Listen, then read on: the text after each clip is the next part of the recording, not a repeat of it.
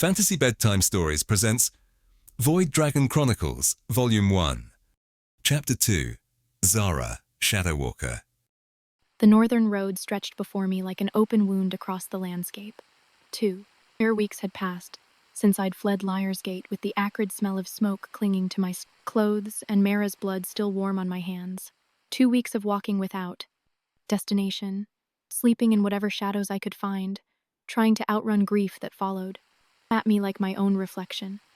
I welcomed the rain when it came, cold droplets that beaded on my dark skin and ran in, rivulets through my dreadlocks. Physical discomfort was preferable to the hollowness that had settled in my chest, a vacancy where purpose used to live, where Mera's voice used to guide me through difficult decisions, where her steady presence had anchored me to something larger than survival. For weeks after leaving the smoking ruins of Liar's Gate, I had functioned on pure momentum, walking because stopping meant thinking, moving because stillness invited, the crushing weight of what I had lost. But now, standing in the steady downpour at this nameless crossroads, I couldn't outrun the truth anymore. Mera was gone. Really, permanently gone. The knowledge hit me like a physical blow, buckling my knees until I had to grip a fence post to stay upright. The rain mixed with tears I hadn't allowed myself to shed, washing away weeks of carefully maintained numbness to expose the raw wound beneath. She would never critique my technique again, never roll her eyes at my tendency toward sentiment, never present me with an unexpected gift that proved she understood me better than I understood myself. The future I had been unconsciously planning returning to Liar's Gate someday, rebuilding what we had lost, proving myself worthy of her. Investment dissolved like salt in water. I stood there in the rain until my fingers went numb with cold, until my legs cramped from the rain, holding the same position, until the storm passed and left me shivering in sudden silence. The emptiness that followed wasn't the sharp ache of fresh grief anymore, but something deeper and more permanent acceptance of a loss that would reshape everything thought I knew about myself. The trading post where I eventually stopped to replenish supplies was little more than a collection of weather-beaten stalls huddled under makeshift awnings. Local farmers and crafters bartered goods with the few travelers stubborn enough to journey during the rainy season. I moved through the small market like a ghost, my traveling cloak pulled close, the pullistapper, brass beads in my dreadlocks hidden beneath my hood. Everything felt muted, distant, as if I were observing my own life from somewhere outside my body. I gathered only essentials, dried food that would travel well, oil for my boots, a small selection of medicinal herbs.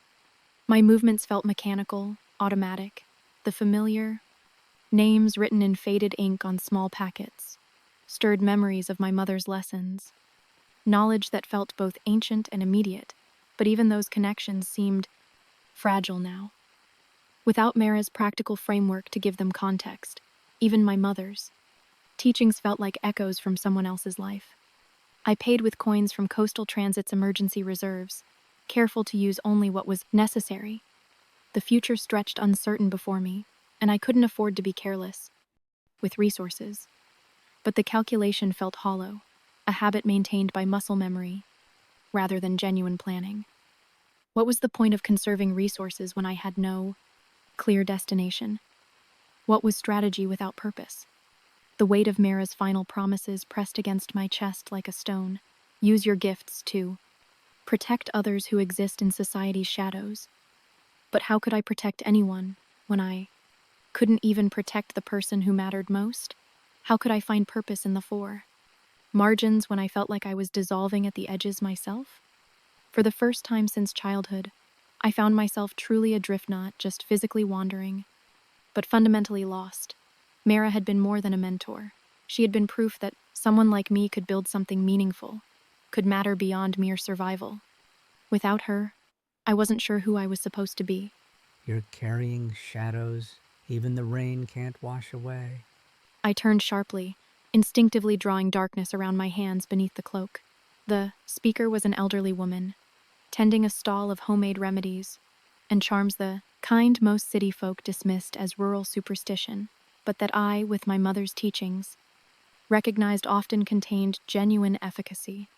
Her dark eyes held no fear, only assessment tinged with a recognition that made my skin prickle. I'd encountered few people who could perceive my nature so directly, and none, recently, who had approached it with such matter-of-fact observation. "I'm not looking for conversation," I replied, deliberately turning back to the herbs I'd been examining. The lavender smelled like my mother's garden, like a life that felt impossibly distant now. No, you're looking for purpose.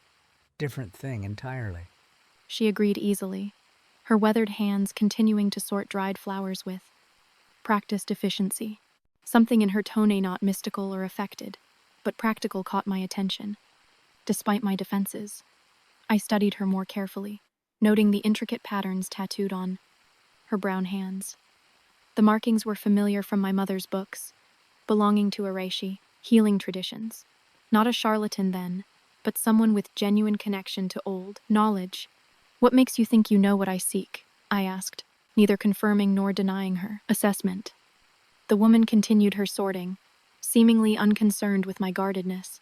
Shadow workers are rare enough to be noticeable to those with eyes to see. Ones wandering without anchor, rarer still. She glanced up, her expression neither judgmental nor pitying, but understanding. Lost your tether recently, didn't you? The simple accuracy of the observation pierced through my carefully maintained composure like a blade finding the gap in armor. Mera had been exactly that, my tether, my anchor to purpose and place. Without her, I drifted like a ship with sails but no rudder, propelled forward by momentum rather than direction. "I'm fine," I said automatically, the response as ingrained as breathing after years of deflecting concern. The woman's laugh was unexpected, a genuine sound of amusement rather than mockery. Of course you are. Strong enough to survive, smart enough to adapt. But surviving isn't the same as living, is it? Before I could respond, she selected a small bundle of dried flowers and herbs, wrapped them in waxed paper, and extended them toward me. For dreamless sleep, you look like you could use it. I hesitated, then reached for my remaining coins. Sleep had been elusive lately, filled with images of burning warehouses and Mera's still form. No payment, The woman said firmly, holding up a hand to stop me. just a fair exchange. You take these for your rest. Someday, you use your shadows to help someone who needs darkness instead of light.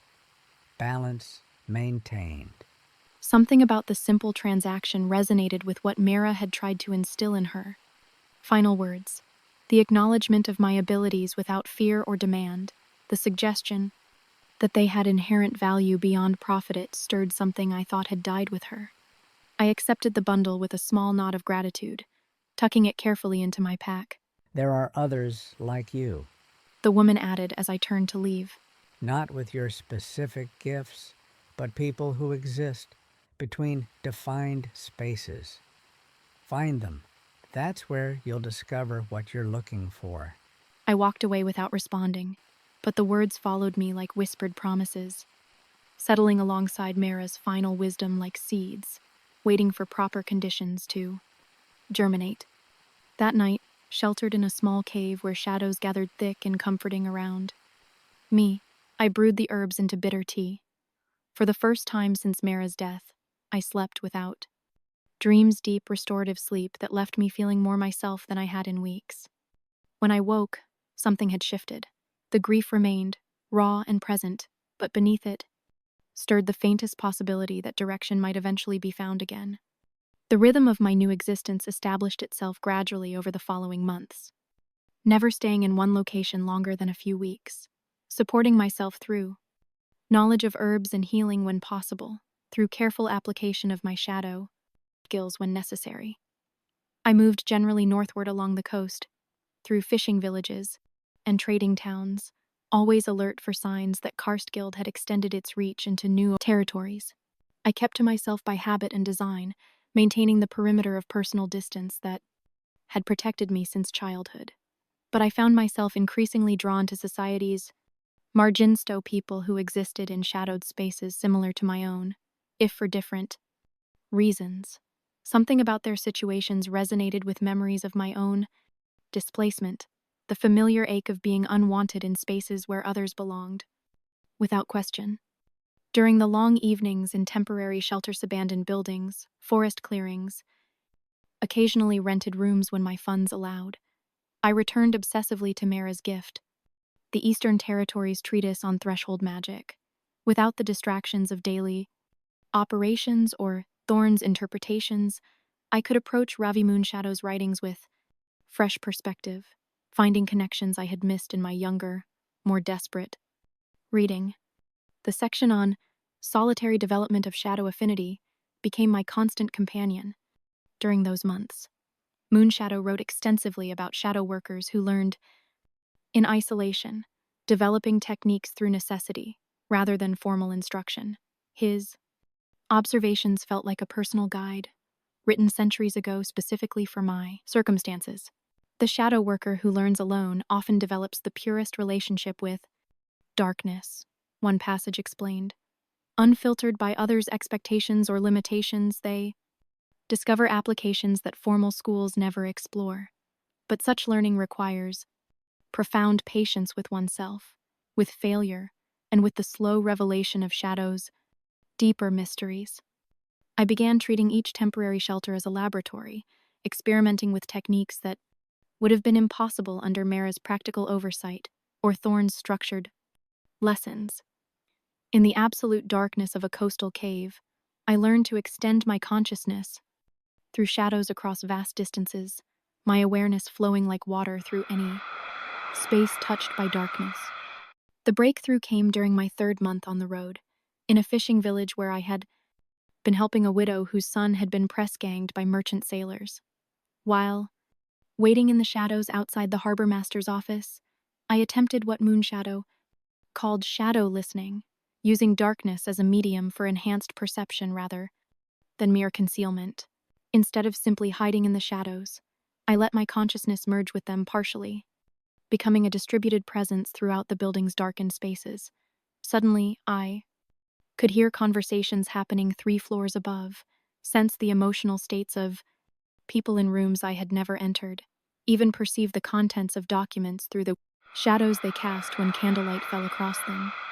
The experience was overwhelming and exhilarating. For nearly an hour, I existed simultaneously in multiple locations, my awareness scattered like drops of water that somehow remained connected to a central pool. When I finally pulled my consciousness back together, I was exhausted but transformed, understanding for the first time what Moonshadow meant when he wrote about shadows as doorways to expanded perception. I practiced this technique obsessively, using the solitude of travel to push boundaries I had never dared explore. In empty inn-rooms, I learned to create what the treatise called shadow mirrors, reflective surfaces within darkness that showed events happening elsewhere, limited by the extent of connected shadows, but remarkably clear within that range. During a stop in a mountain village, I discovered I could store not just physical objects in the threshold realm, but memories and emotions as well. The technique required precise control and significant energy, but allowed me to temporarily set aside traumatic experiences or overwhelming feelings, accessing them later when I was better prepared to process them. Most significantly, I began developing what Moonshadow termed shadow scribing, the ability to encode complex information within darkness itself, creating messages and records that only other shadow workers could perceive. Unlike my earlier experiments with shadow communication, these were permanent inscriptions that could survive indefinitely, if properly anchored. The process involved layering emotional impressions, visual patterns, and conceptual frameworks within carefully structured shadow constructs. A single shadow inscription could contain detailed maps, complete philosophical treatises, or intricate magical formulae, all compressed into patterns of darkness that appeared completely natural to ordinary observation. But with each new development came deeper isolation. The more sophisticated my shadow work became, the further I drifted from conventional human experience. I could read the emotional history of any darkened space, sense the presence of anyone who had ever stood in shadows I now occupied, even glimpse fragments of events that had occurred in darkness years earlier. The ability to access such information was invaluable for my work helping society's outcasts, but it also meant I was constantly experiencing the accumulated pain, fear, and desperation of everyone who had ever sought refuge in the spaces I now inhabited. Some nights, the weight of others' suffering became almost unbearable. The shadow worker's greatest challenge is not mastering darkness, but avoiding being consumed by it. Moonshadow had written, "Those who develop advanced shadow affinity, without proper grounding, often lose themselves in the liminal spaces they explore, becoming more shadow than human." I began to understand what he meant. During particularly intense training sessions, I sometimes struggled to distinguish between my own thoughts and the emotional impressions I was reading from shadows. The boundaries between self and shadow, between my consciousness and the distributed awareness I could achieve, grew increasingly fluid. The treatise provided guidance for maintaining identity during advanced shadow work, techniques for grounding consciousness in physical reality, even while exploring threshold spaces. But reading about such practices was different from having a teacher who could recognize when student was approaching dangerous territory. I learned to monitor myself carefully, establishing personal protocols that would force me back to conventional awareness if I spent too long in distributed consciousness. The brass beads in my dreadlocks became anchor points, physical objects I could focus on to recall my individual identity when the boundaries began to blur. Still, the development continued. By winter's end, I had achieved capabilities that exceeded anything Thorne had taught me, applications of shadow magic that went far beyond practical utility into realms of perception and consciousness that few threshold workers ever explored. Yet with each advancement, the gulf between myself and ordinary people widened. I existed increasingly in spaces between conventional categories, not fully human in my awareness, not fully shadow in my substance, but something liminal that belonged completely to neither realm. In the fishing village of Meren's Landing, I encountered a family facing persecution because their youngest child had been born with mismatched eye-sewn brown, one blue a trait. The locals associated with threshold sickness, the parents, desperate to protect their daughter from escalating harassment, had been gathering their meager savings to flee before violence escalated further. I first noticed the family during my second day in the village, when I stopped at the small market to purchase supplies. The child Kira, I later learned, was helping her mother select vegetables from a vendor's stall when a group of older children began following them, chanting something I couldn't quite make out, but that made the little girl's shoulders hunch defensively. "Threshold! Touched!"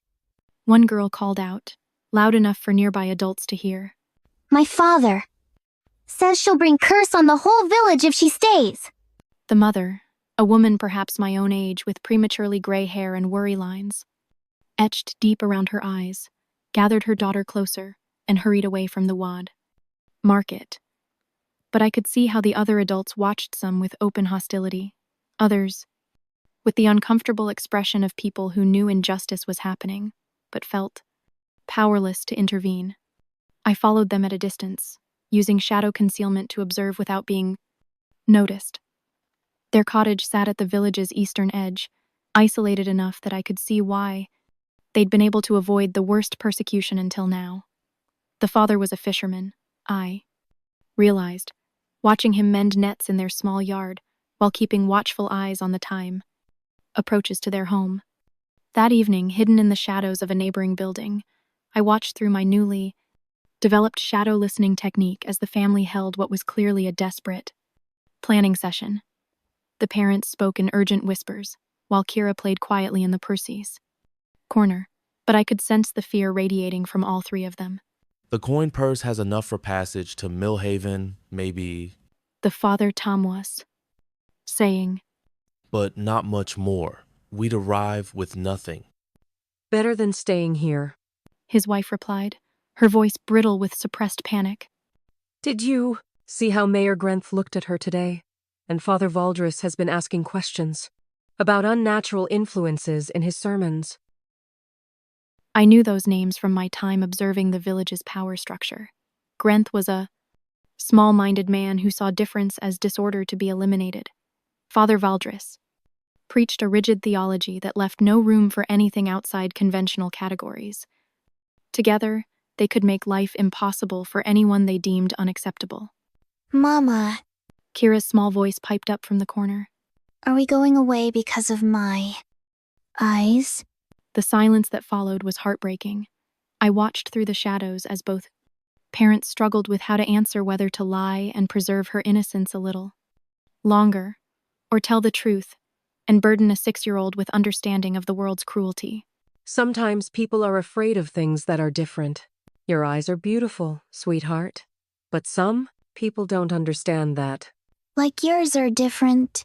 Kira asked innocently, reaching up to touch her mother's prematurely gray hair. The mother's smile was sad but genuine. Exactly like that. I watched this scene play out for 3 nights, observing from the shadows as I always did.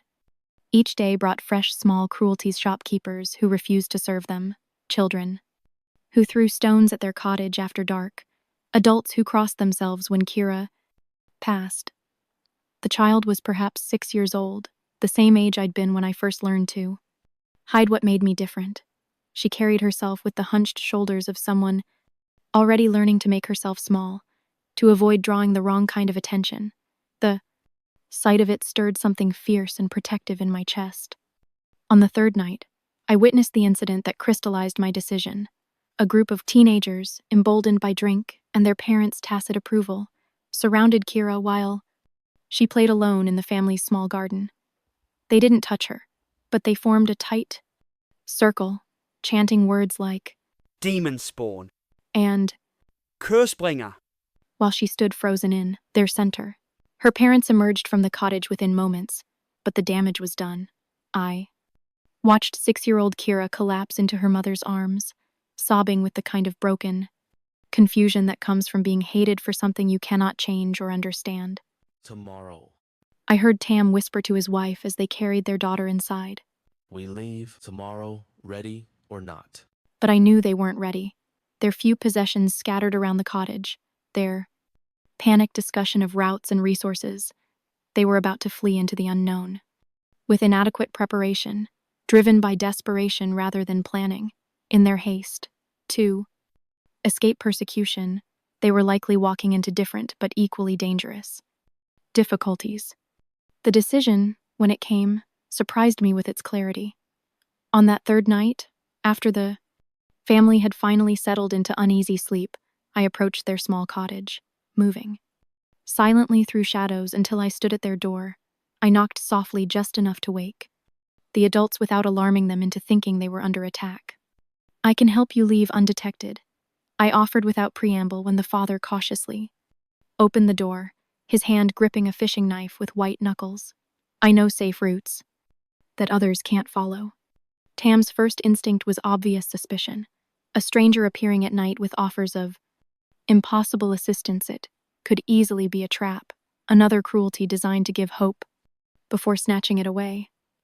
Behind him, I could see his wife holding Kira protectively, both of them watching me with wide, fearful eyes. Who are you? He demanded, keeping the knife visible between us. What do you want? My name is Zara, I said simply, and I want to help a family that reminds me of myself at your daughter's age. I let shadows flow visibly around my hands, not threatening, but demonstrative, just enough to prove I possessed abilities that could deliver what I promised. The effect was immediate and profound. All 3 family members stared in fascination rather than fear, and I realized this might be the first time they'd encountered someone else who was visibly different in a way that might be powerful rather than merely persecuted. You're like me. Kira whispered, stepping out from behind her mother to get a better look. Different eyes. It was true, in a way. My amber eyes did shift color when I accessed shadow magic, becoming more golden or more silver, depending on the type of manipulation I performed. I'd learned to control this response over the years, but in that moment, demonstrating my abilities for this frightened family, I let the change happen naturally. Different in ways that make some people afraid. I agreed, crouching down to meet her. Gaze at eye level. But different doesn't mean wrong. The parents' desperate gratitude was immediate and overwhelming once they understood I was genuine in my offer. We spent the next hour planning their departure what they could. Carry, where they could go, how to avoid the village's informal watch on anyone trying to leave, There's a settlement called Greenvale, about 3 days south. Tam explained, spreading a worn map on their kitchen table. My cousin lives there. He's written that they're more accepting of differences. The problem is getting there. His wife, Miran, I learned, added. The road passes right through Millhaven, and Mayor Grenth has friends there. If he sends word ahead, We won't be taking the road, I said, studying the map and cross-referencing it with my knowledge of the local geography. I can create a path that bypasses all the settlements where you might be recognized. The following night, I created my first intentional shadow path designed for others' passage. It was more challenging than I'd expected, requiring me to extend my concealment to encompass 3 additional people while maintaining the precision needed to navigate safely through hostile territory. But as we moved through darkness that bent around us like protective fabric, I felt something I hadn't experienced since leaving Liar's Gate purpose. That extended beyond mere survival. The journey took 2 nights, moving only in complete darkness to maximize my concealment abilities. During the day, we rested in carefully selected hiding places. Abandoned shepherds' huts, dense forest groves, once in a sea cave that could only be accessed at low tide. I used my shadow listening technique to scout ahead, ensuring our route remained clear of potential threats. Kira proved remarkably resilient during the journey, adapting to night travel and extended periods of silence with the flexibility of childhood. But I could see her processing what was happening, understanding in her young way that they were fleeing because people feared what she was. Will it be different in the new place? She asked me during our second day's rest, her mismatched eyes serious in a way that reminded me painfully of my own childhood. I hope so, I answered honestly. But even if some people are still afraid, you'll have learned something important, that you're strong enough to find new places where you can be yourself. On the second night, as we approached Greenvale's outskirts, I sensed something that made me call for an immediate halt. Through shadow listening, I detected voices ahead, several men positioned where they could observe anyone approaching the settlement from the north. Stay hidden, I whispered to the family, then extended my consciousness through the Wellers' shadows to investigate. What I discovered made my blood run cold. Tam's cousin had indeed written about their plans to flee, but his letter had been intercepted. Mayor Grenth had sent word ahead, describing Kira as dangerously threshold touched, and warning that harboring such individuals brought curse on entire communities. The men waiting ahead were local militia, instructed to detain the family and return them to Miran's Landing. I returned to our hiding place with this grim news, watching the parents' faces crumble as I explained the situation. All their careful planning, all their sacrifice and hope it had been anticipated and countered by people determined to prevent their escape. There is another option, I said carefully, but it will require trust in methods you might find unsettling. I explained shadow transport the ability to move through the threshold realm itself, bypassing physical space entirely. It was dangerous and exhausting, requiring absolute faith in my abilities, but it would allow us to reach Greenvale without passing through any checkpoint. will it hurt, Kira? Miran asked immediately. No more than ordinary travel, I assured her, but it will feel very strange, like stepping through a doorway into somewhere between dreaming and waking. The family exchanged glances, communicating through the wordless understanding that comes from shared hardship. Finally, Tam nodded. We trust you. He said simply. You've already done more for us than anyone else ever has. The shadow transport worked, though it left all of us drained by the experience. I deposited the family safely in Greenvale's main square just as dawn was breaking, close enough to Tam's cousin's workshop that they could reach safety before the settlement fully awakened. When we reached safety, they tried to offer pimenta, small bag of coins that probably represented most of their remaining savings after the journey's preparations. "Keep it," I said, uncomfortable with their profuse thanks but recognizing something significant had shifted within me. "You'll need it to start over." But before I could leave, Kira approached me with something clutched in her small fist. For you. She said, opening her hand to reveal a small wooden carvinga simple bird in flight, whittled from driftwood, and painted with careful child's strokes. My papa made it, but I painted it. Mama says gifts mean more when you make them yourself. The crude little bird, with its bright blue and brown coloring that matched Kira's mismatched eyes, hit me like a physical blow. It was the first gift I'd received since Mera's death, the first gesture of gratitude that came from pure affection rather than desperate relief. "Thank you," I managed, my voice rougher than I'd intended. "I'll treasure it." And I did. That small wooden bird became a constant presence in my pack, a reminder of why my abilities mattered beyond personal survival or profit. When I looked at it, I could see Kira's face the way her mismatched eyes had lit up when she realized she wasn't alone in being different, the courage she'd shown during our dangerous journey, the hope in her expression when we'd finally reached safety. That family's safe passage created the first crack in the wall I'd built around my heart since Mera's death. For the first time since Liar's Gate, I had used my abilities with clear purpose, beyond self-interest. The sensation was both foreign and strangely familiar, an echo of satisfaction I had occasionally glimpsed while working with Mera, but somehow purer. Without commercial motivation. More importantly, I had remembered something I'd almost forgotten, that my difference, my shadow nature that made me an outsider in most spaces, could be precisely what someone else needed to find their way to safety. The traits that isolated me from conventional society could create connection with others who lived in the margins. As I left Greenvale and continued my wandering, I carried Kira's wooden bird and the memory of her courage. I also carried a new understanding of what Mera had meant in her. Final words that purpose could be found in the margins where others feared to look, and that sometimes the greatest service was simply helping people survive until they could find places where they belonged.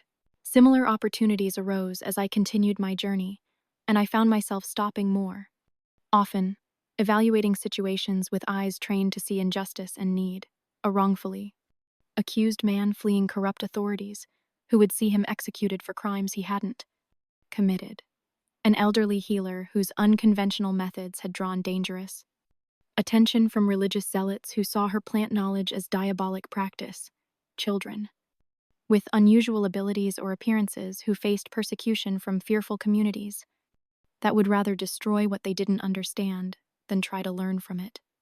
Each time, I found myself making the same choice to step out of the shadows and help. I created shadow paths where needed, retrieved essential documents or heirlooms that couldn't be abandoned, occasionally used my skills to extract modest reparations from those who had caused harm. I began developing a methodology, an ethical framework for determining whom to help and how. The rules came naturally, born from principles Mera had instilled. I accepted payment when it could be reasonably offered, maintained strict anonymity to protect both myself and those I assisted, and gradually established connections with like-minded individuals in various settlements, people who recognized injustice and were willing to discreetly connect me with those needing my particular brand of assistance. By the end of my first year of wandering, whispered rumors followed my path, not of Zara specifically, but of the Shadow Walker, who could move through darkness and help the bee desperate disappear when conventional options failed. These stories both concerned and comforted me. They created risk of exposure, but also meant those truly in need might find their way to my assistance. The loneliness, though, that remained my constant companion, the nature of my work, and abilities enforced separation. I helped people transition between states, but rarely formed connections that transcended those transitions. Even when gratitude was genuine and opportunities for friendship presented themselves, I maintained careful distance, unwilling to risk the vulnerability that had led to such devastating loss with Mera and Thorne. The ache was particularly acute at night, when shadow magic flowed most naturally and memories surfaced with painful clarity. In those dark hours, I sometimes found myself conversing silently with Mera, reporting on my activities, imagining her practical assessments and occasional dry humor. "You'd say I'm being insufficiently strategic," I wrote one night in my journal after helping a young woman escape an abusive marriage without securing proper compensation for the porting in. Considerable risk involved. That I'm letting sentiment override sound business judgment. Maybe you'd be right, but I think you'd understand anyway. The work was changing me, and so were my abilities. What had begun as primarily concealment and transportation developed increasingly sophisticated applications. I learned to extend my sensory perception through shadows, gathering information about locations before physically entering them. I discovered how to temporarily store small objects in the threshold realm, creating hidden caches that only I could access. Most significantly, I began experimenting with shadow communication, leaving messages encoded in darkness that only specific recipients could perceive. These techniques proved invaluable as my network of contacts expanded, allowing me to maintain connections across considerable distances without conventional correspondence that might be intercepted. But each new development in my shadow work seemed to widen the gulf between myself and ordinary. I accepted as necessary, but felt with increasing weight as seasons changed and temporary shelters replaced any sense of home. The coastal city of Veldaris marked a shift in my wandering existence. Larger than most settlements I had encountered since Lear's Gate, it possessed a cosmopolitan energy that resonated with my memories of coastal transit's early days, a place where diverse influences created spaces for unconventional operations to flourish. I arrived during the Festival of Tides, when the city transformed itself with colored lanterns and market stalls overflowing with exotic goods from distant trading partners. The celebration provided perfect cover for someone who wished to observe without being observed, and I spent several days acquainting myself with Veldaris's geography, power, structures, and natural shadow paths before seeking accommodation. The room I eventually secured was modest but private, located above a textile merchant's shop in the city's eastern district. The proprietor, a middle-aged woman named Neela, asked minimal questions and showed no curiosity about my unusual hours or preference for the building's less accessible entrance. The arrangement suited my requirements: anonymity with basic comfort, centrally located but easily abandoned if necessary. I intended to remain in Veldaris only long enough to replenish my finances, perhaps through a carefully selected acquisition job if suitable opportunity presented itself. Those plans changed during my second week in the city, when I witnessed something that captured my full attention. In the pre-dawn hours, returning from a nocturnal exploration of the harbor district, I noticed unusual movement near the customs checkpoint that separated Veldaris proper from its southern docklands. 3 figures moved with the furtive coordination that my professional experience immediately recognized as a planned operation rather than random criminality. Curious rather than concerned, I wrapped shadows around myself and observed from the prusent roof of a nearby storage building. What unfolded was a carefully orchestrated escape to adults guiding a third through the checkpoint, using a combination of forged documentation, timed distractions, and predetermined signals with unseen accomplices. The operation succeeded, but barely. Guards at the checkpoint nearly intercepted the escaping figure before a well-timed commotion from a delivery cart created sufficient confusion for them to slip through. Something about the obvious purpose behind the activity intrigued me enough to follow at a distance. Their destination proved to be a nondescript building, several streets removed from the Takan main thoroughfare, former granary converted to multi-use space with multiple entrances, and a layout that provided excellent security from observation. I noted these details with professional appreciation, recognizing the work of someone who understood operational interest. Security beyond amateur evasion. Rather than departing once my curiosity was satisfied, I maintained my position through the remainder of the night, observing the building's routine and cataloging visitors. By dawn, I had confirmed my initial assessment this was a way station in an organized network, not merely a temporary hiding place. Over the next 3 days, I conducted the kind of systematic investigation Mera would have approved, thorough, methodical, leaving no discernible trace of my inquiries. What emerged was both inspiring and concerning. A highly organized underground network dedicated to helping enslaved individuals escape to freedom, operating directly against the interests of several powerful merchant houses who profited from forced labor. The network structure impressed my professional assessment. They utilized a cell system where most participants knew only their immediate contacts, protecting the organization from infiltration. They maintained multiple safe houses distributed strategically throughout the city rather than centralizing operations. Their communication methods included innocuous-seeming signals incorporated into everyday activities: laundry, hanging, patterns, specific arrangements of market goods, children's games that transmitted operational status through their positioning. Most impressive was their discipline.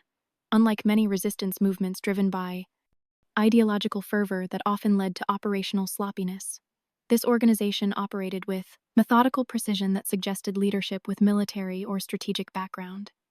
The moral clarity of their purpose appealed to something fundamental in me: recognition, tone of exploitation that resonated with my own experiences of being valued primarily for utility rather than humanity.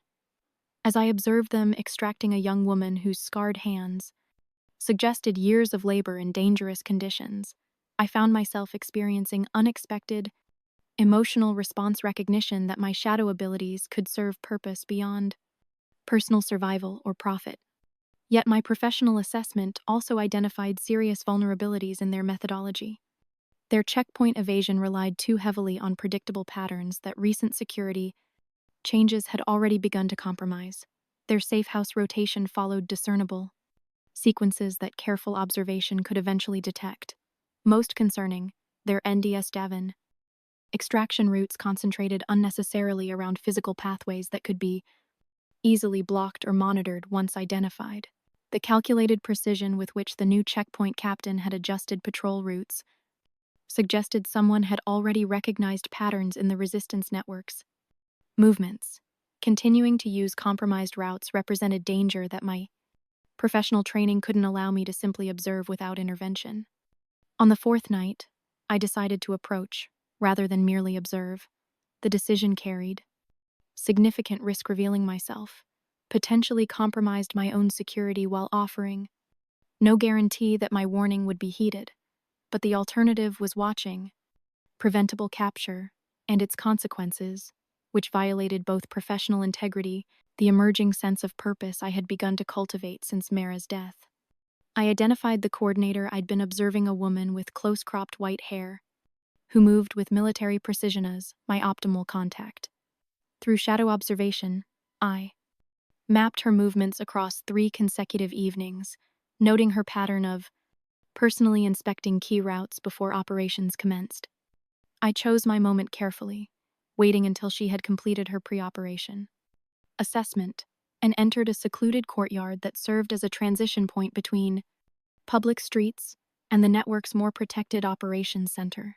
The location provided privacy for our interaction, while offering me multiple exit routes should the encounter prove hostile.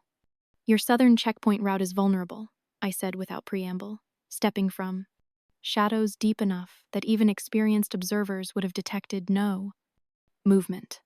I emerged not completely, but just enough to register as a controlled presence, rather than immediate threat. The guard rotation changed 2 days ago. They're watching for your signals now. The woman's reaction revealed professional training that matched my own. Rather than startled movement or obvious alarm, she showed impressive composure, betraying surprise only through a momentary stillness, before her weight shifted to a more balanced stance. Her right hand moved in a casual gesture that I immediately recognized as accessing a concealed weapon. Interesting assessment from someone who shouldn't know about any route, vulnerable or otherwise, She replied, her voice controlled but carrying undertones of steel.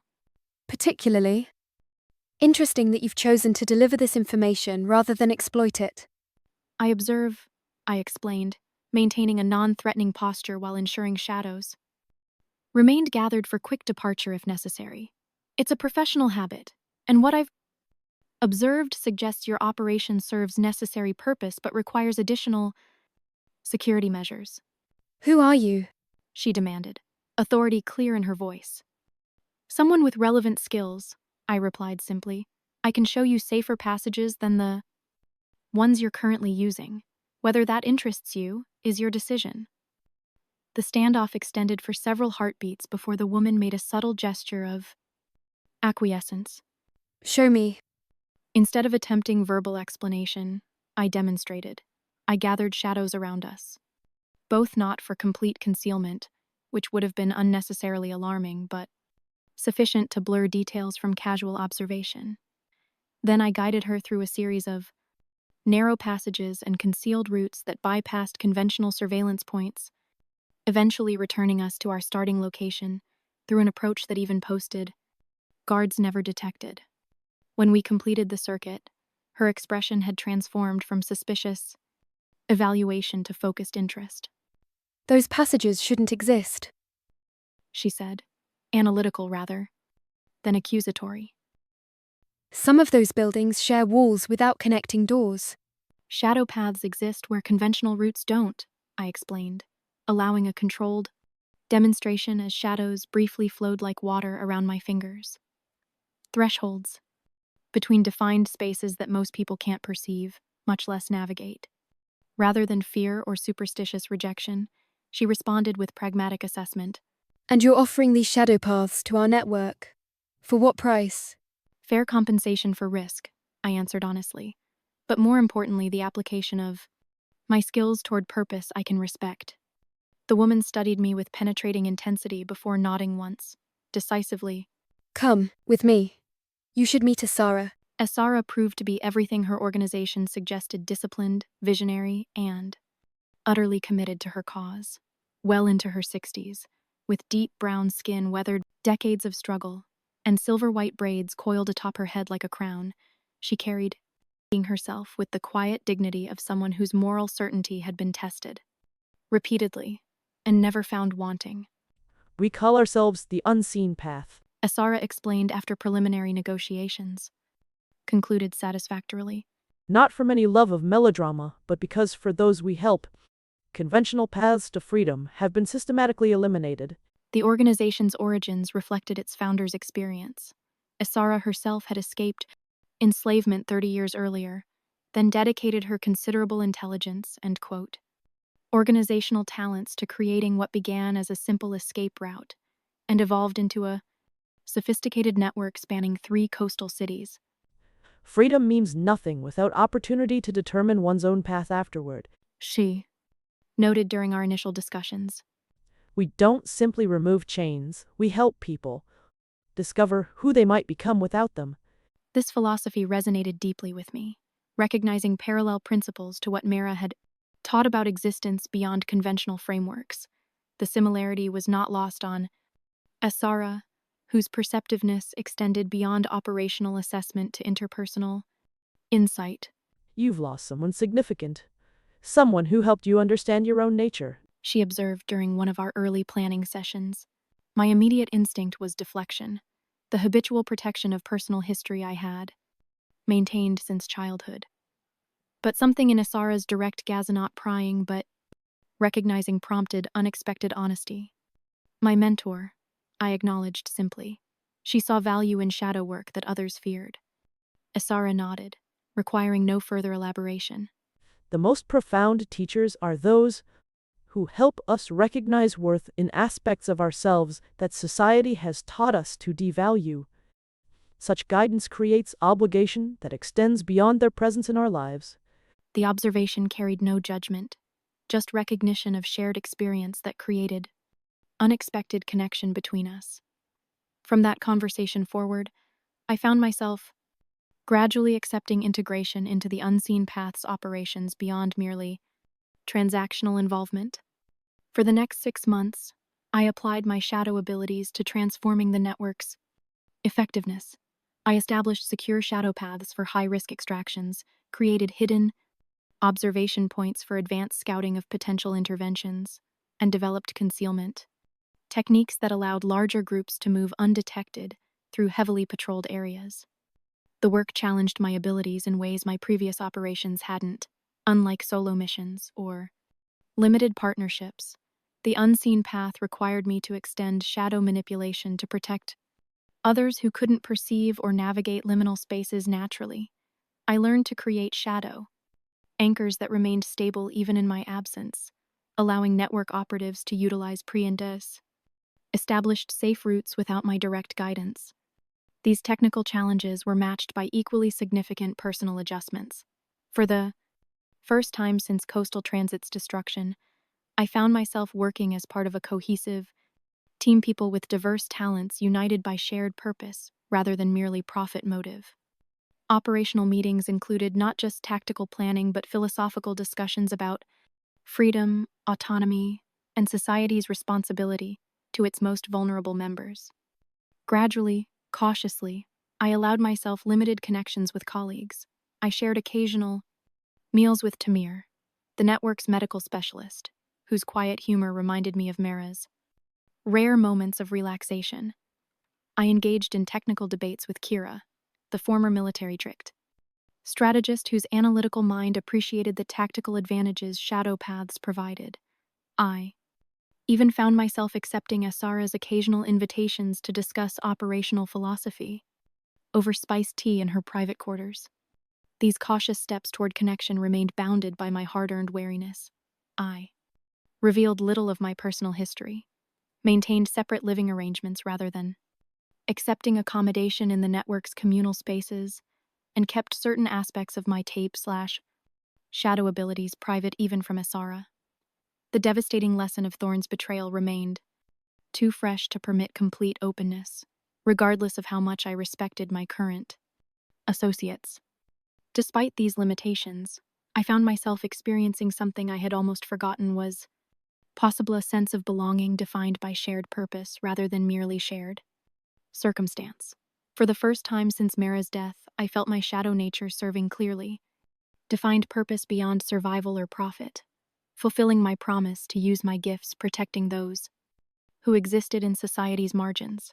Perhaps purpose isn't something you find fully formed, I wrote in my journal one evening, but something you build piece by piece through choices and commitments.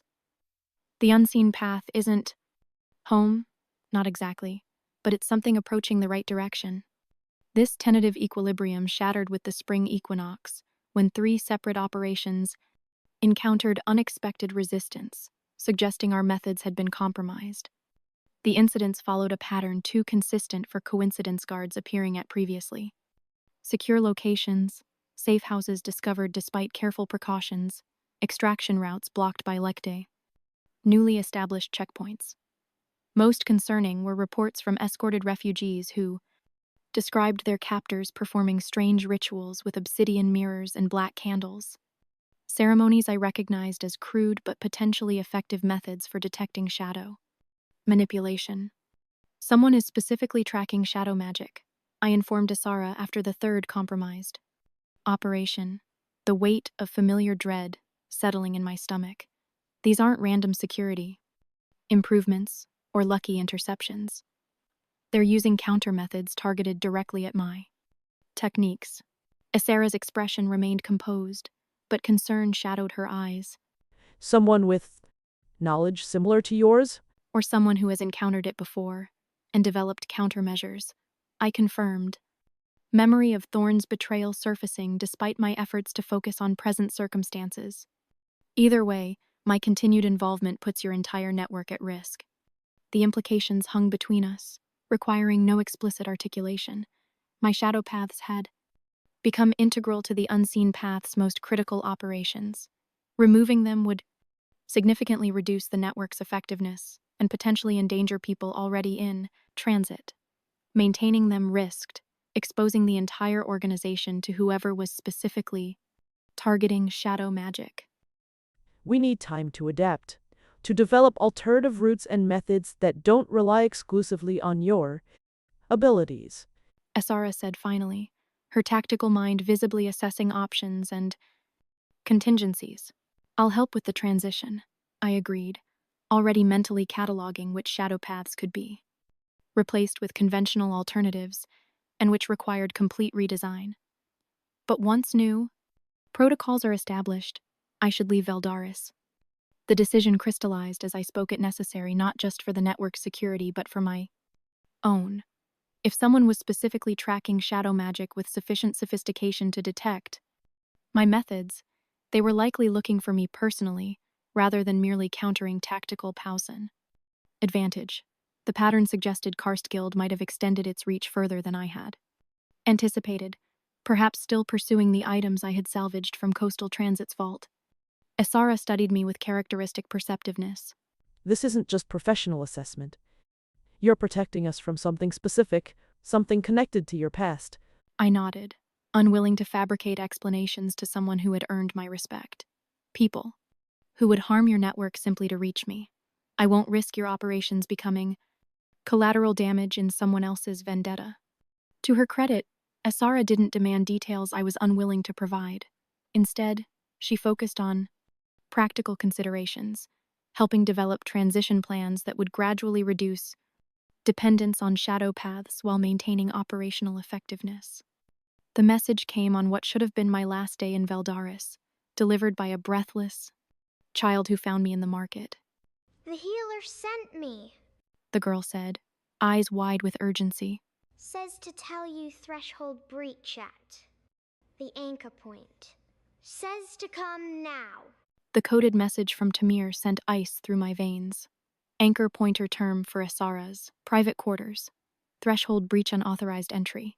The implication was clear. Someone had reached the heart of our operation, threatening the woman who had become the closest thing to a mentor I had allowed since Mera. Moving with controlled urgency, I followed the child through back alleys to a service entrance of the building that housed network operations. Rather than entering directly, I sent the messenger to safety, then wrapped myself in shadows and scaled the exterior wall to gain perspective before engagement. What I saw through an upper window confirmed my worst fears. Zara seated rigidly in her own chair, composure intact, despite the knife held casually against her throat.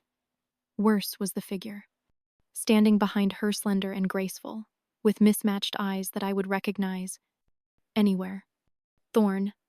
The sight of my former teacher in this context sent a complex flood of emotions through me.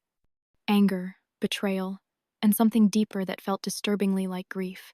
I had not seen Thorne since our confrontation at Coastal Transit 2 years earlier, had honored Mera's request not to seek revenge. Yet here they were, threatening someone else I had allowed myself to cautiously respect, pulling shadows around myself until even air seemed to pass through my form rather than around it. I slipped through the narrow window gap. Inside, I assessed the situation with the clinical detachment Mera had taught me for crisis scenarios. The room contained 4 people, Zara in the chair, Thorne standing behind her, 2 guards, positioned near doors with the distinctive insignia of Karstgild partially visible beneath their cloaks. No immediate signs of Zara being physically harmed beyond restraint, though her usual regal posture showed subtle signs of discomfort. Remarkably similar operations. When you consider the fundamentals, Thorne was saying, their melodic voice unchanged from my memories. Both of us creating passage for those society would rather keep confined. The difference is merely one of scale and ambition. The difference is consent. Those we help choose their path. Yours are mere commodities to be moved for profit. Zara replied with characteristic dignity despite her vulnerable position. Thorne laughed softly, the sound carrying that familiar hint of condescension I remembered too. Well, philosophical distinctions matter little in practical application. What matters is that your network has something I need, or rather, someone. I could see Zara's jaw tighten almost imperceptibly. Even bound and threatened, she radiated the quiet authority that had made her such an effective leader. If you're seeking network operatives, I maintain information compartmentalization precisely to prevent compromising our people through my capture. Admirably cautious. Thorne acknowledged, walking slowly around Sarah's chair with predatory grace. But I'm not interested in your general membership, just one specific individual, who I believe has been working with you for several months. They paused directly in front of her, leaning down slightly. A shadow worker, remarkable abilities, distinctive appearance, tall, graceful, long dreadlocks with brass beads, amber eyes that shift color when she accesses. Threshold magic? The precise description sent ice through my veins. They hadn't been tracking generic shadow. Magic, they had been tracking me specifically, gathering intelligence about my appearance, my methods, my associations. How long had they been watching? How much did they know about my work with the unseen path? I know no one matching that description. Asara stated flatly, her expression revealing nothing. Despite the knife still held casually at her throat, Thorne sighed theatrically, straightening and beginning to pace again. I expected denial. Standard protocol when protecting assets. But time constraints necessitate accelerated persuasion methods. They nodded to one of the guards, who produced the wooden box with disturbing eagerness. These are calibrated for maximum discomfort with minimal permanent effect. Thorne explained conversationally, as the guard began opening the case. Eastern territories. Craftsmanship, they understand the art of extracting information through enhancement of natural pain responses rather than crude tissue damage. I'd prefer not to employ them on someone of your obvious quality, but necessity often overcomes preference. I could see the contents now thin, metal implements that seemed to shift and writhe in the candlelight, designed to interact with the nervous system in ways that would make every sensation feel like agony without leaving visible marks. Threshold interrogation devices, affecting perception rather than causing actual injury, but no less effective for their subtlety. Before the guard could reach for the first implement, I made my decision. Still hiding your cruelty behind intellectual justifications, Thorne? My voice emerged from seemingly nowhere as I maintained my shadow concealment. Some things don't change. The effect was immediate and profound. Thorne straightened like a hunting cat catching a familiar scent, their mismatched eyes scanning the room with intensity that revealed both excitement and wariness. The amber eye seemed to glow slightly in the dim light, while the blue one remained coldly analytical. Zara. My name on their lips carried complex harmonic satisfaction, anticipation, and something that might have been genuine pleasure. I thought I sensed your shadow signature. Always distinctive like calligraphy, among crude scratches. The comparison stung more than I wanted to admit, carrying echoes of our old lessons when Thorne had praised my developing technique with exactly that kind of artistic metaphor. They had always known how to make their approval feel like a rare gift, which made their betrayal cut so much deeper. The guards shifted nervously, their heads turning as they tried to locate the source of my voice. Their hands moved to weapons, but what could they strike when they couldn't see their target? Asara remained perfectly still, but something in her eyes suggested she was preparing for opportunity, cataloging distances, evaluating escape routes, ready to act when the moment presented itself. Release her, I commanded, allowing shadows to swirl visibly around the room while maintaining my own concealment. The darkness moved like living water, flowing across walls and pooling in corners, creating the unsettling impression that the room itself was responding to my presence. Your quarrel is with me, not her. Thorne smiled, the expression both familiar and foreign after 2 years' absence.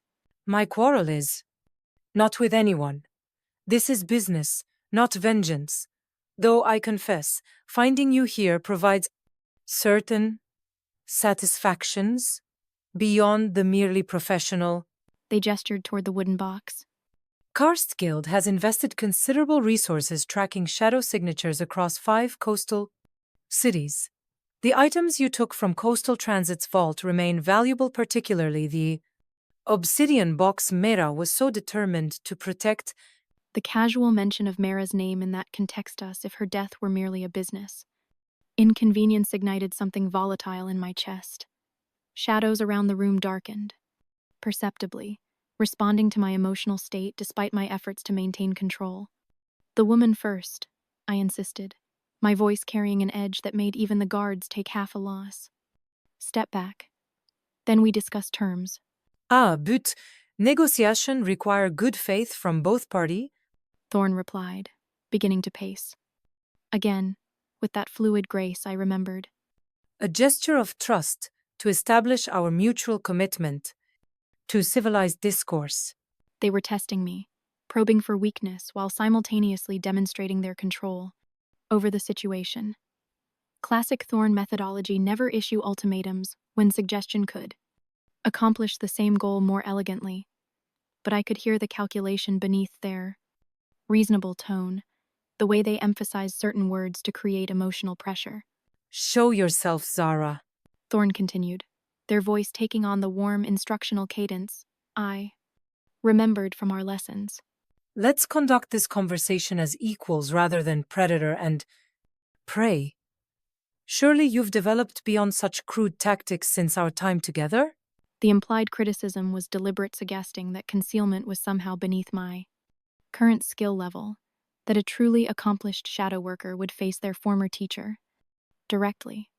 It was manipulation wrapped in professional pride, designed to make me feel defensive about choices that were actually strategically sound. I seem to recall you teaching me that tactical advantage should never be surrendered without compelling reason, I replied, letting amusement color my voice despite the circumstances. Something about not letting sentiment override practical assessment? Thorne's laugh was genuine this time, carrying what sounded like actual appreciation. Excellent. Retention of core principles. Yes, I did teach you that. They paused, considering. Very well. A. Compromise, then lower the knife, Zara shows herself, and we proceed with our discussion like rational professionals. The knife first, I countered immediately. A tense silence stretched between us. I could see Thorne's mind working, weighing variables and calculating odds. They understood, as I did, that this moment would set the tone for everything that followed. Whoever conceded first would be operating from a position of relative weakness. Finally, Thorne nodded slightly to the guard holding the blade. It moved away from Asara's throat, though it remained in hand, a gesture of limited good faith rather than complete surrender. I allowed my shadow concealment to partially dissolve, revealing my presence in the corner, furthest from the guards, while maintaining enough darkness around myself to enable rapid movement if necessary. The candlelight caught the brass beads in my dreadlocks and the ambers of my eyes, confirming the description Thorne had given earlier. You look well? Thorne observed, their gaze moving over me with what seemed like genuine appraisal. Shadow work suits you better than I anticipated. You've grown into your abilities. Rather than simply accommodating them, the observation was perceptive and uncomfortably accurate. I had changed in the 2 years.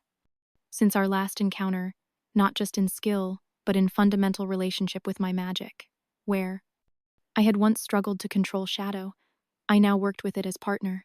The transformation was visible to anyone who understood threshold magic at Thorne's level. While you've descended further into justifying exploitation as necessity, I replied, keeping my voice steady despite the complex emotions their presence stirred. What happened to the school? For threshold children? The safe haven that justified betraying Mera? Or was that merely convenient fiction? A flicker of something, possibly regret, more likely annoyance at having motivations. Question crossed Thorne's feature. The school exists. Limited scale currently, but expanding with appropriate funding. They gestured elegantly toward the wooden box of interrogation tools. Funding that your stolen artifacts could significantly enhance. You mean the artifacts you stole first? I corrected, shadows rippling around me with barely contained emotion. The ones that cost Mera her life. Unfortunate collateral damage, Thorne said dismissively, the phrase delivered with that same clinical detachment I remembered too well. Karst's operatives exceeded their parameters. I never intended for her to be harmed directly. The casual dismissal of Mera's death reducing her to collateral damage in someone else's grand scheme shattered my carefully maintained composure. Shadows exploded outward from my position, not attacking, but expressing the fury I could no longer contain. Spare me, I interrupted, disgust rising like bile in my throat. Your elegant rationalization of destructive choices. Your transformation of murder into unfortunate circumstances. You orchestrated the attack that killed her, Thorne. Own the consequences instead of hiding behind academic language. For the first time, genuine anger flashed across Thorne's face. Such moral simplicity from someone who spent years as Mera's chief operative.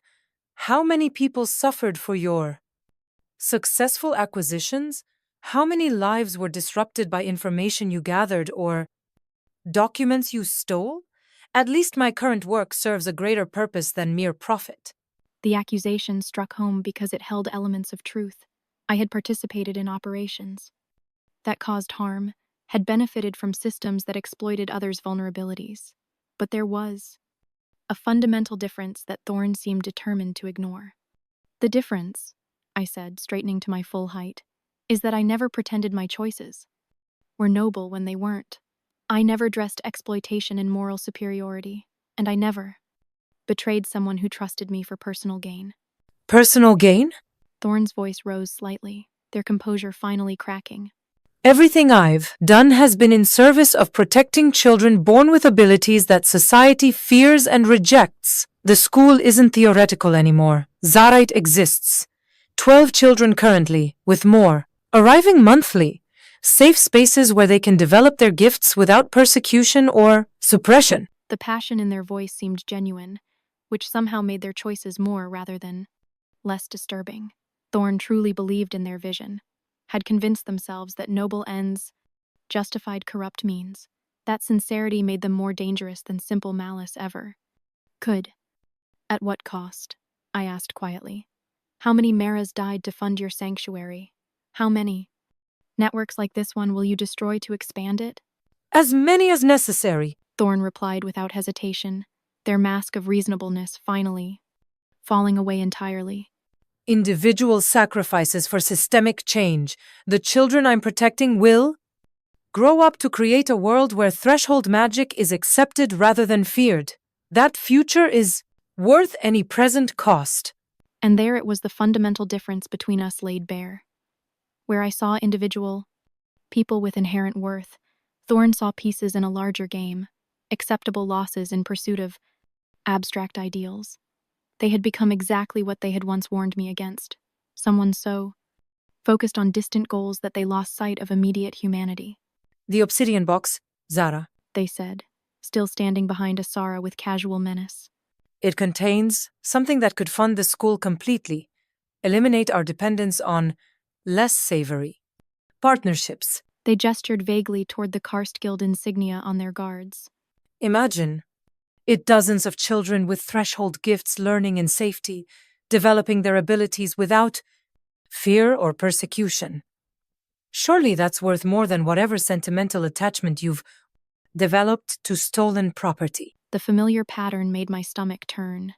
Thorne had always been masterful at reframing their desires as noble necessities, making opposition seem petty or selfish. I'd fallen for it completely. When I was younger, convinced that my reservations about their methods reflected moral weakness rather than legitimate concern. Still, pursuing artifacts that cost Mera her life, I said, letting ice creep into my voice.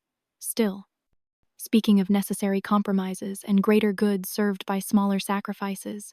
Mera's death was regrettable. Thorne began. Regrettable. The word cut through my composure like a blade. She died protecting what you stole. She died because you convinced me to betray her trust, and you call it regrettable, like commenting on bad weather. For the first time, something genuine flickered across Thorne's features, not remorse exactly, but recognition that their calculated detachment had hit a nerve. You always were too emotional about these matters. It's what limits your potential. No, I said, shadows beginning to stir around the room as my control slipped. It's what makes me human. The negotiation deteriorated rapidly from there. Thorne's patience for persuasion had clearly diminished over the years, and when I refused to reveal the box's location, they nodded to their guards with cold efficiency. The wooden case of interrogation tools opened with a soft click that made Sarah's jaw tighten almost imperceptibly. That's when the explosions began, muffled booms from the building's lower levels that confirmed this had always been Thorne's backup plan. If I wouldn't cooperate willingly, they would simply eliminate the unseen path as leverage, extracting information from whoever survived. Your contingency arrives? Thorne observed with that infuriating calm. I had hoped we could to resolve this more elegantly, but preparation serves where persuasion fails. The smugness in their tone ignited something in me that had been building since the moment I saw them threatening Zara.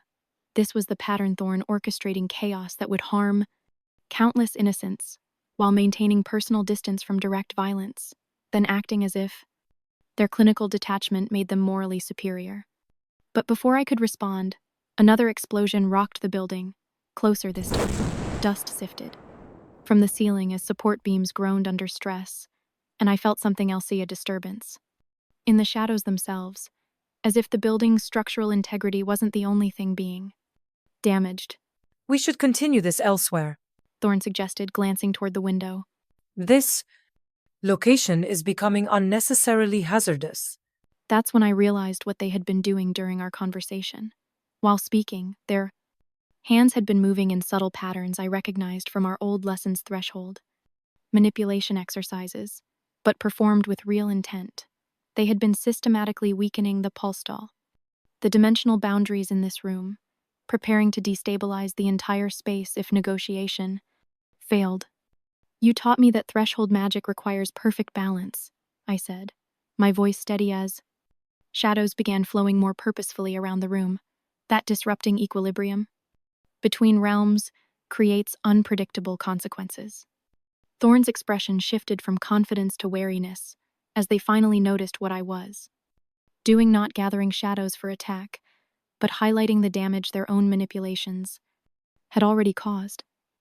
Stress fractures in reality itself were spreading outward from points where they had been working, invisible to normal sight but clearly visible to those with threshold perception.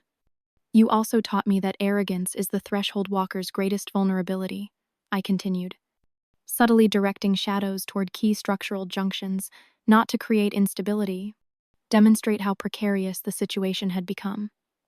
The belief that we can control forces beyond conventional understanding. Their threshold work had been making the building increasingly unstable, and now the explosions from their allies' attack were providing the final stress needed to bring everything down. When the violence finally erupted, it came from multiple directions at once. Zara moved with surprising speed, driving an elbow into the nearest guard while throwing herself sideways from the chair. I plunged the room into absolute darkness, creating shadow barriers between Zara and her captors while guiding her toward the eastern exit. But fighting Thorne was unlike anything I had experienced since our last confrontation. In the 2 years since Lear's Gate, they had grown more powerful and far more ruthless. Where once they had manipulated thresholds with careful precision, now they tore at reality's fabric with brutal efficiency. The air itself seemed to ripple as Thorne exerted their will, creating patches where gravity behaved differently, where solid surfaces became translucent, where the very concept of here and there lost meaning. They pulled sections of the room partially into the threshold realm, forcing me to anchor myself with shadow magic or risk being torn between dimensions. Impressive development, Thorne called through the chaos, their voice coming from multiple directions as they split their presence across several dimensional states. But you're still thinking like Mera's little student instead of embracing what you could become. Their attacks came not just through physical space, but through the threshold realm itself. Attempts to drag me partially into liminal existence, where they would have complete advantage. I felt the familiar tug of transition, the sensation of reality becoming negotiable, but countered by extending shadow paths that provided controlled navigation, rather than forced displacement. Where Thorne sought to dominate space, I learned to flow with it. Where they imposed their will through brute magical force. I worked with shadows as willing partners. The difference became clear as our battle intensified. They were fighting reality itself, trying to bend fundamental laws to their purposes, while I was finding ways to move harmoniously within those laws. You've developed remarkable compensatory technique? Thorne observed during a bellerie. Momentary pause, genuine respect coloring their voice despite the conflict. Self-taught. Approaches I would never have considered. There's beauty in your methodology. It was true. My years of independent practice had led me down paths no formal training would have explored. Instead of trying to control shadows through will, I had learned to listen to them, to understand their natural patterns, and work within those frameworks. The result was magic that felt less like manipulation and more like collaboration. There's more to shadow work than technique, I replied, maintaining vigilant readiness. Despite the conversational tone, purpose matters, application matters. Purpose is subjective, Thorne countered, their mismatched eyes glowing as they prepared. Another complex threshold manipulation. You judge my methods while employing similar abilities toward ends you personally deem worthy. The only meaningful difference is scale. Of ambition. They gestured sharply, and the floor beneath my feet began to phase between solid and intangible. I responded by creating shadow anchors, points of stable darkness that remained constant even as physical reality fluctuated around them.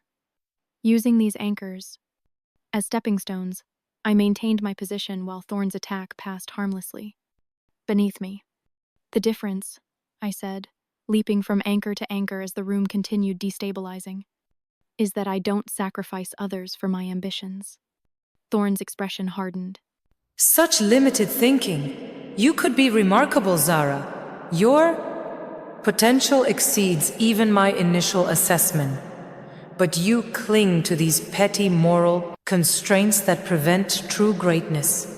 Their next attack was more vicious reality tears that could sever limbs if I moved into them wrongly, threshold traps designed to strand parts of my body in different dimensional states.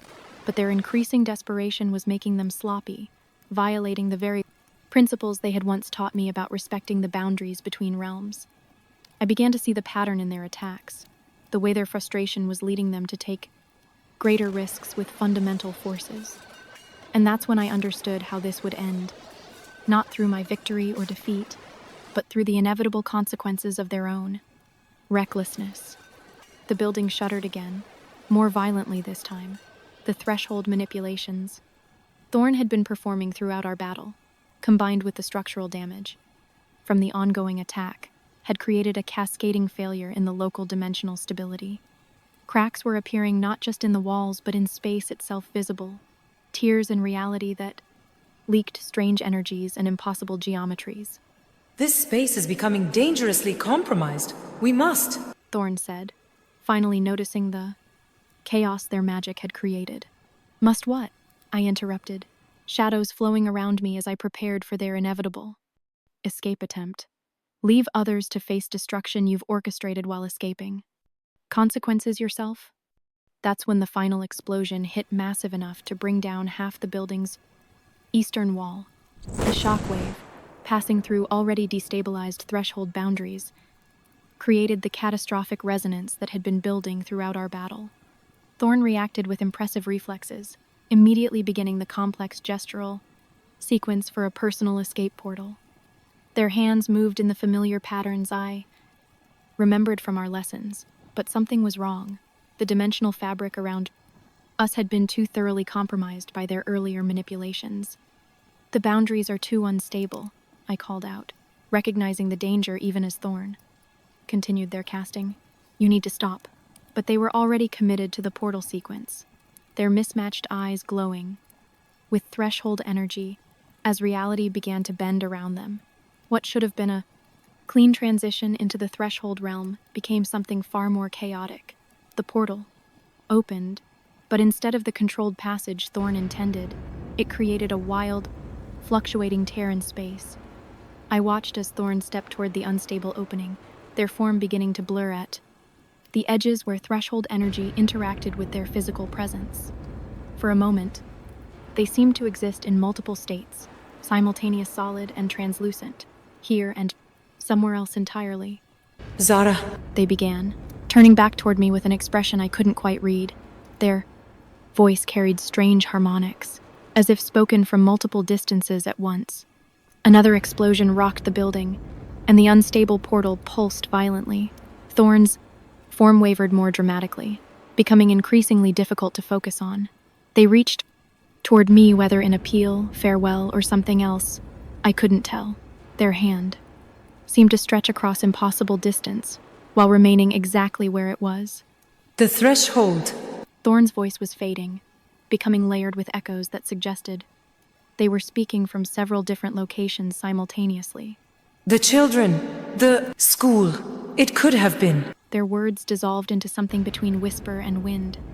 The portal flared once more, brilliant and terrible, and when my vision cleared, Thorne was simply gone. Not. Dead there was no body, no remains, no evidence of violence, just absence where they had been standing. The portal snapped shut with a sound like reality itself sighing, leaving only empty air and the lingering sensation that something fundamental had shifted in the space they had occupied. Whether they had successfully escaped into the threshold realm, been scattered across multiple dimensions, or suffered some other fate was impossible to determine. I found myself staring at the spot where my former teacher had vanished, searching for any sign of what had become of them. The shadows in that area seemed subtly different, not darker or lighter, but somehow more ambiguous, as if they couldn't quite decide what they were supposed to be concealing. Part of me felt relief that I hadn't been forced to watch Thorne die. Another part wondered if this uncertainty was somehow worse than ever, knowing whether they had escaped to continue their schemes elsewhere, been lost forever in the spaces between worlds, or transformed into something else entirely by their passage through an unstable threshold. The ambiguity felt fitting, in a way. Thorne had always existed in the spaces between defined categories, and perhaps this was simply their final transition into that liminal state they had studied so intensively. Whether it was escape, punishment, or metamorphosis would remain forever unknown. I felt no triumph in that moment, only hollow recognition of waste and necessity. Thorne's abilities, knowledge, and vision had held genuine value despite their ethical compromises. The irony was bitter and perfect. They had become exactly what they had once warned me against: a threshold. Walker who forgot that some forces demand respect rather than dominance. The end came not through my direct action, but through the convergence of Thorne's own choices. Their reckless threshold manipulations had destabilized the building's dimensional integrity. When explosions from the attack they had orchestrated created physical, structural damage, the combination proved catastrophic. Thorne attempted to escape through a personal threshold portal, abandoning Zara and the guards to face the consequences of their actions. But the portal, created within the portal, dimensionally unstable space their own magic had created, malfunctioned catastrophically. Instead of providing escape, it inverted, becoming a recursive, dimensional anomaly that trapped them between realms. I watched my former teacher, someone who had taught me to see beauty in threshold spaces, who had expanded my understanding of shadow magic's possibilities, who had, ultimately, chosen power over principle, become caught in the very forces they had sought to master. But dwelling on philosophical implications was luxury current circumstances didn't permit. The building continued collapsing around me, and sounds of conflict intensified throughout the complex. Using the shadow paths I had established throughout the complex network's facilities, I moved efficiently toward the secondary safe house, where Zara would be coordinating emergency protocols. The transition worked.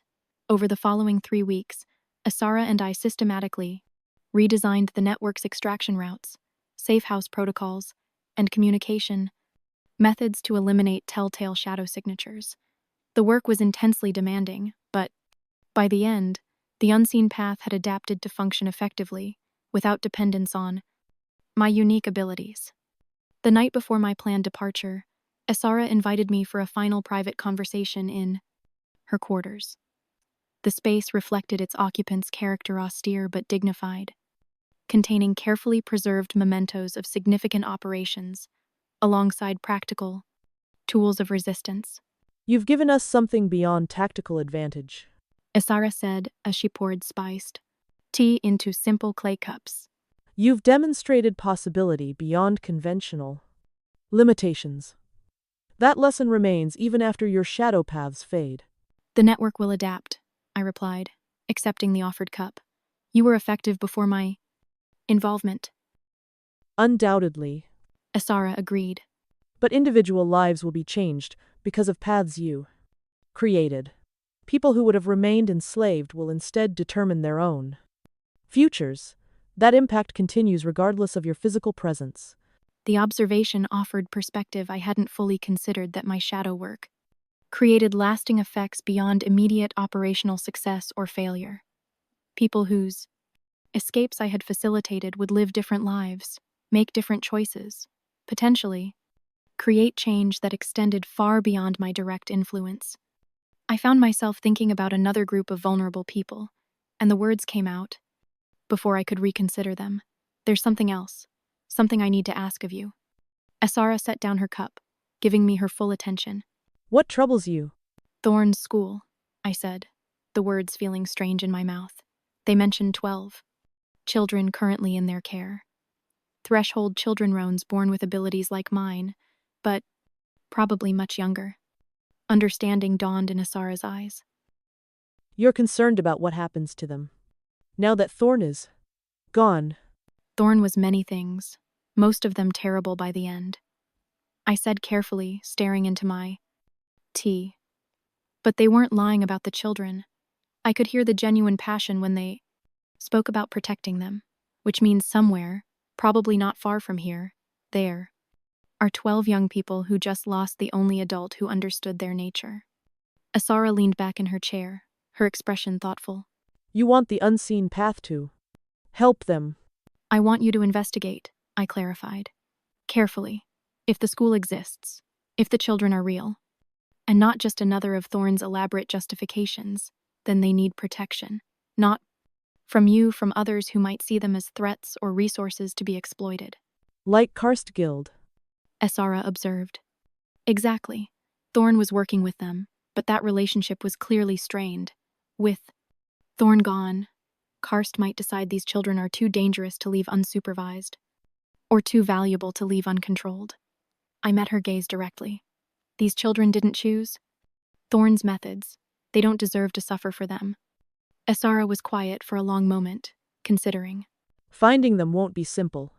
Thorne would have hidden the school well, and without their guidance, we'd be searching blind. Not entirely blind, I said, remembering details from our confrontation. They mentioned Eastern Territories' teaching methods, said the school was expanding with recent arrivals. That suggests it's positioned along established travel routes but hidden from casual espame. Observation, probably inland from major ports but accessible to them. You've given this considerable thought. I've had time to think while planning my departure. I took a sip of tea, the familiar warmth grounding me. Asara, I've spent 2 years learning to live with Mera's death. I understand the weight of promises made to someone whose actions harmed others. But those children, they're innocent of Thorne's choices. And you believe we can protect them where Thorne couldn't. I believe you understand the difference between protection and possession, I said simply. Thorne saw those children as the future of threshold magic, as validation for their choices. You would see them as children who deserve safety and the chance to grow into their own understanding of their abilities. Asara nodded slowly.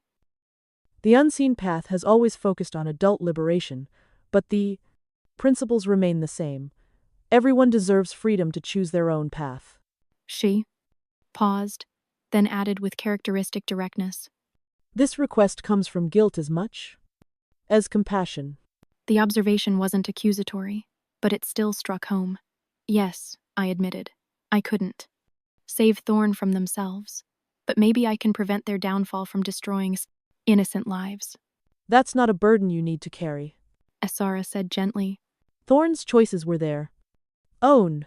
I know. But these children's futures don't have to be determined by those choices. I leaned forward slightly.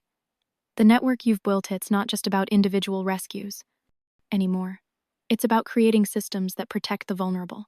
This would be extending that mission to a different kind of vulnerability. Threshold children facing persecution for abilities they can't control. Zara mused. It does align with our core purpose. She was quiet again, then asked, What would you suggest we do if we find them? assess their situation first. If they're safe and cared for by other adults, document their location but don't interfere unless they request help. If they're truly abandoned or in danger, I paused, thinking through possibilities. The unseen path has contacts throughout the region. Surely some of them would be willing to provide temporary sanctuary while more permanent arrangements are made. And the children's magical development? Their need for specific training that most adults couldn't provide? The question highlighted the complexity of what I was asking. I don't know, I said honestly. Maybe that's something they decide for themselves as they grow older. Maybe it's enough to ensure they survive to make that choice. Zara smiled at that, the first genuine smile I'd seen from her during our conversation. Spoken like someone who truly understands freedom. Very well, Zara. I'll investigate. Discreetly. If these children exist and need protection, the unseen path will consider how best to provide it. Relief flooded through me, though I hadn't realized how tense I'd been until that moment. Thank you. It matters more than I can adequately express. I understand. Zara said simply. And I think you're right to be concerned. Karst Guild isn't known for their gentle treatment of inconvenient complications. We sat in comfortable silence for a moment, the weight of this additional commitment settling between us. Then Zara continued with her original farewell. I've been thinking about what you said when we first met, she said. About applying your skills toward purpose you could respect. I believe you found that here, however. Temporarily. I did, I acknowledged, the simple truth requiring no elaboration. But you're still searching for something more, she observed. Still wandering not just physically, but seeking deeper understanding of your own nature. The assessment was uncomfortably accurate. Despite finding purpose with the unseen path, I remained fundamentally separate, using my abilities purposefully but still struggling to fully integrate my shadow nature with my complete identity. The work had given direction, but not wholeness. The most difficult freedom to achieve is liberation from how others have taught us to see ourselves, Zara said, her voice carrying the weight of personal experience. Including those who intended kindness, but still imposed limitations based on their own understanding. I recognized the insight as Zara's parting gift perspective from someone who had spent decades helping people discover identity beyond their former constraints. The implication resonated with uncomfortable clarity, perhaps my struggle to fully embrace my shadow. Nature stemmed not just from childhood trauma or Thorne's betrayal, but from subtle limitations in how even Mera had conceptualized my abilities as tools for practical application rather than fundamental aspects of self-expression. Where will you go? Zara asked, gracefully shifting to practical considerations. South for now, I replied, away from established trade routes where Valdaris connections might be recognized. Eventually west, perhaps. Zara was quiet for a moment, considering. There's a place you might consider, though. It's far from here. Silver Keep. We've had intermittent contact with people there. What kind of contact? I asked, hearing something in her tone that suggested complexity. The kind that speaks to situations requiring precisely your talents, she replied carefully. The contact there is a woman named Marina Tideweaver. Zara leaned forward slightly. Marina letters suggest the situation has been deteriorating. Why hasn't the unseen path intervened directly? I asked. Distance and priorities. Silver Keep is weeks away from our operational base, across territories we don't know well. Our resources are already stretched thin with local needs. She met my gaze directly. But someone with your abilities, someone who works best independently anyway. You could assess the situation, provide assistance if appropriate, or continue your own journey westward. You make it sound like a suggestion rather than a request. Zara smiled. Because it is. I won't burden you with obligations just as you're choosing your own path. But you might find Silver Keep's unconventional social structure interesting. Meaning, Meaning it's a place where differences that might cause persecution elsewhere are valued as useful skills. The kind of community where someone who exists between conventional categories might find acceptance rather than suspicion. the possibility stirred something in me, no hope exactly, but curiosity about a place that might understand what I was becoming. Yet I was wary of expectations that might prove disappointing. What kind of recognition signal should I use if I decide to make contact? I said.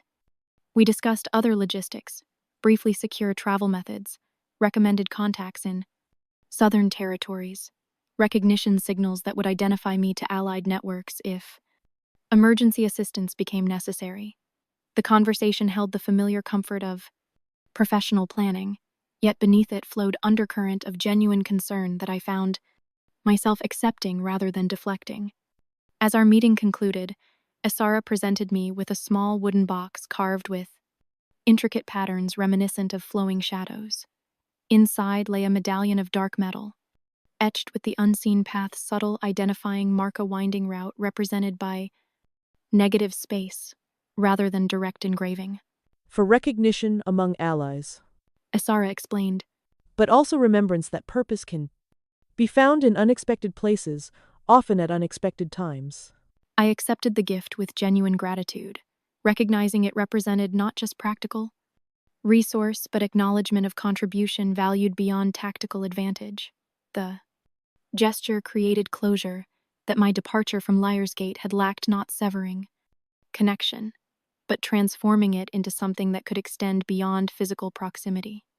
If I do go to Silver Keep, I said, tucking the medallion carefully into my pack alongside Kira's wooden bird, and if I find people there who need the kind of help I can provide, would the unseen path want reports on the situation? Only if you choose to send them. Zara replied.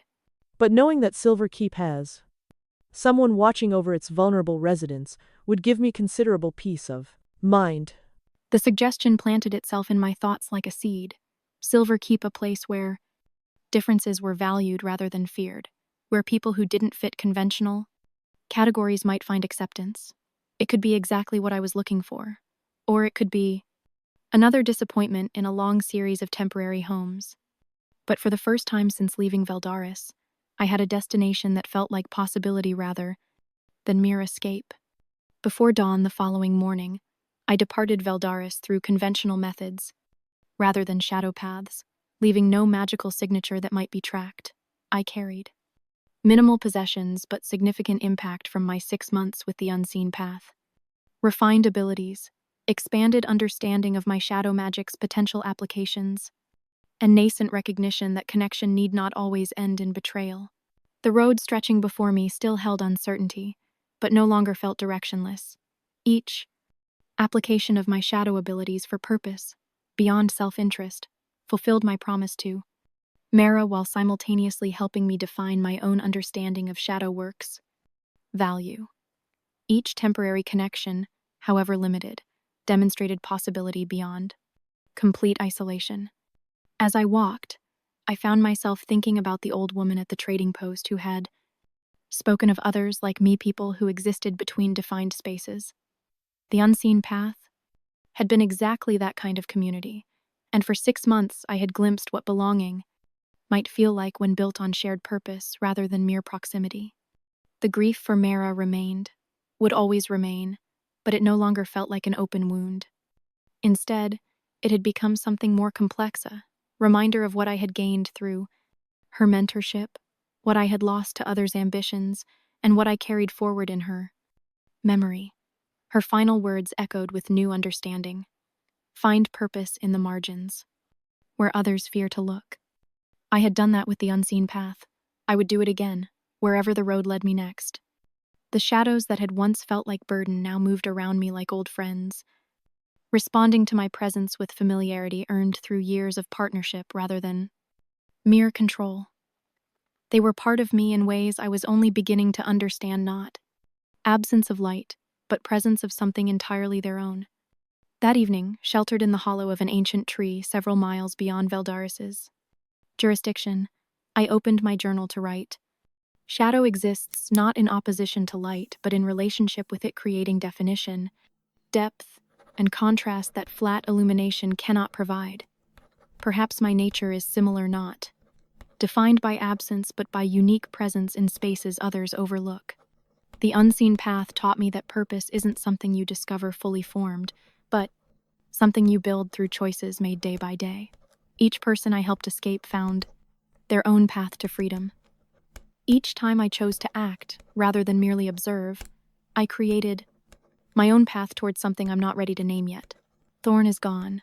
The guilt I carried for not seeking revenge has transformed into something else, understanding that some people choose their own destruction through the very ambitions meant to elevate them.